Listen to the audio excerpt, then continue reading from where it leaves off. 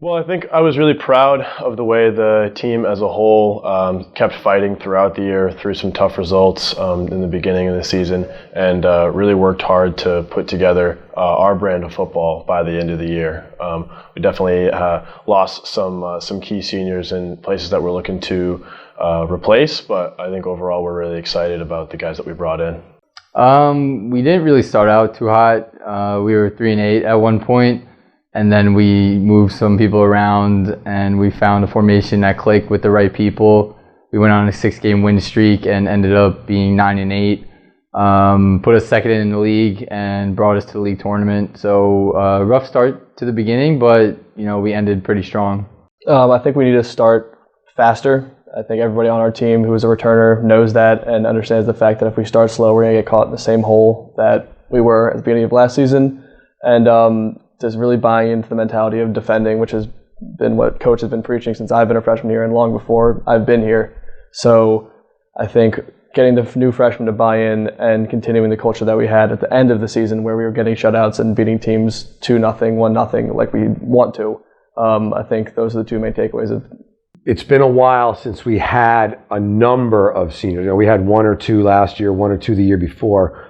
This time we have 4 or 5, followed up with 4 or 5 juniors. So we're a little bit older, so you can see, in a scrimmage the other night, we're winning the game, and without even training yet, they're taking the ball to the corner with a minute left, and they're doing some things that are just more seasoned. So they're doing a great job leading. They're also leading by example.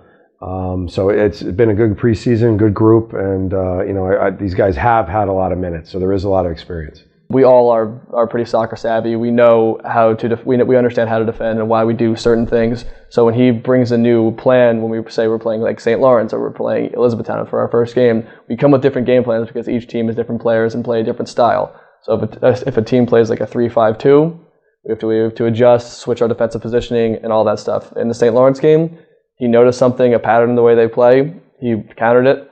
It worked out really well, clearly, because we got a W last year when they came to our house. So it is a lot of previous results that we've gotten from his adjustments, but it's also the fact that we know he's a successful coach, and that we also understand what we need to do as soccer players because we understand his tactics. It's all a mentality, honestly. Once you get everyone to buy into defending and not letting up goals, Coach always says you only need 1 goal to win. So, we don't need to score that many goals. We just don't give up any goals, and that's how we win games, tie games, just get to 3 points or 1 point or whatever we need. Know for a fact that everyone knows who they are. It's LaBranch and Joe DiMaselli because they don't stop talking. Every time they're on the field, Joe's yapping your ear off. LaBranch is always positive from the back. But as a senior class, I know I have taken a few of the younger guys aside and said, hey, this is how we do things. I know you're new here, or I know this isn't what you've done in the past, but if you want to see the field and you want to be helpful to us, this is what we need to do. So it's a mixture of talking to them one-on-one and just kind of like leading by example, but also being vocal in the field and leading through your actions, like not walking through every play, not just going through the motions, just making sure that they know how to handle the future of RPI once I'm gone and LaBranch is gone, the rest of my class is gone. For us older guys, we're used to the pace of the game at this point, so that's definitely one of the big transition points where we can look to help the younger guys.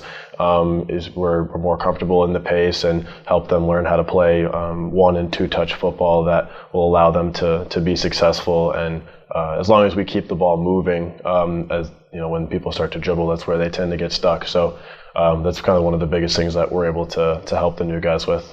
It's great when you do have some older guys who can help with that process. When we've been successful in the past, that's exactly been the formula. We've had guys who can take the freshmen aside and explain things to them. And sometimes, we have good players. Our freshman class we think is very good, but I like things done a certain way. So sometimes you got to break habits, and then you got to rebuild the new habit. With the older guys being able to help us with that, it goes a little faster. The freshman class is full of talent. A lot of them, I think, are going to see the field and get good minutes. I think it's what we need to do is, like I said earlier, teach them the defensive ways of RPI. The trend is positively upward, obviously. We got a bunch of freshmen. Josh Guadiano, he's been putting in goals.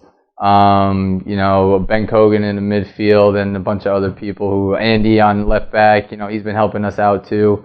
Everyone is a solid player, and they've contributed during practice, during the exhibition games during the scrimmages in great ways. They just obviously it's hard as a freshman to come in and play, but coach will put them in their place and kind of make them the players he wants them to be, and hopefully they kind of continue that trend upwards.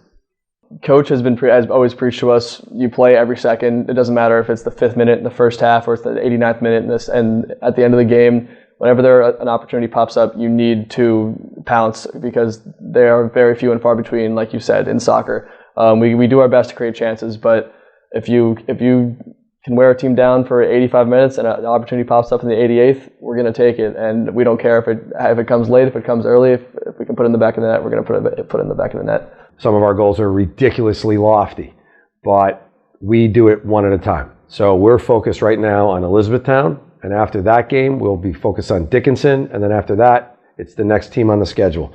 And we really do just try to stay in the moment and not get ahead of ourselves. We like the phrase humble and hungry. Just stay humble, always stay hungry. Let's just keep moving forward. Let's get better every day at practice, and that's really how we go about it. So we never let the guys get too far ahead of themselves, and we never get too high and never get too low, no matter how things are going. No, I think that getting to the postseason is not only a realistic goal at this point, it's kind of a baseline of where we're hoping to go. I think a really realistic goal for this team is to win a league championship and get RPI back into the NCAA tournament where we belong. And I don't think that anybody else on the team would expect anything less after what we've seen of ourselves in the last 2 weeks. Every year the goal is to win the league tournament and finish first in the league. Does it always happen? No, because we have up years, we have down years. Other teams in the league are also very quality. But this year, coming off of, in my opinion, and I think a lot of people who are returners, a disappointing year. We went into the tournament. If we had a first round bye, we played Ithaca, a team that we had beaten pretty handily in the regular season, and we walk away unfortunately with a really bitter taste in our mouths. So I think the fact that we have a lot of returners, a lot of guys that helped us off the bench last year who are experienced in not only the postseason but having to fight in the Liberty League to make that postseason push, I think I don't think this is too bold for us. If we don't make a push for the championship this year and win the league, it's going to be a failed season. At least that's for me.